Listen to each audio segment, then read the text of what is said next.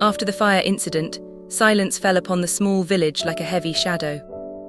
Mama Ozioma, with weary eyes and trembling hands, swept the ashes of her own sorrow while the villagers whispered behind her back. They called her a witch. They said she had cursed her only son, that her hands were the reason for his failures. But she said nothing. She only whispered, "God knows the truth," and kept sweeping. From under a tree nearby, Chibius watched her, shame burning in his heart, guilt written across his face, yet pride kept his feet rooted to the ground. He could not speak, he could not cry, he could only watch the woman who once gave him life being broken by the same people she once helped. Days passed. Chibius packed a small bag, his only belongings, and a head full of regret. He told himself he was leaving to start a new life in the city. But deep inside, he was running from the voice that still prayed for him every night. As he walked away, Mama Ozioma stood barefoot by the dusty road, her grey scarf fluttering in the wind.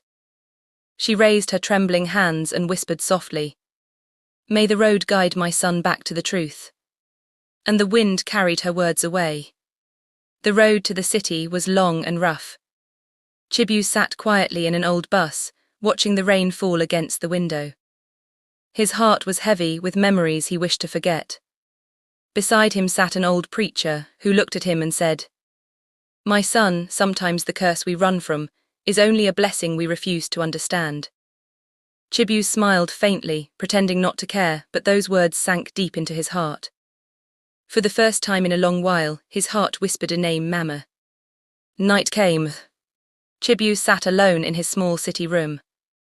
The rain poured outside as thunder echoed through the night. He looked around at the cracked walls and the flickering bulb above him. His phone buzzed suddenly. He picked it up with trembling hands. A message appeared on the screen. "Mama Ozioma is very sick, come home." His eyes filled with tears.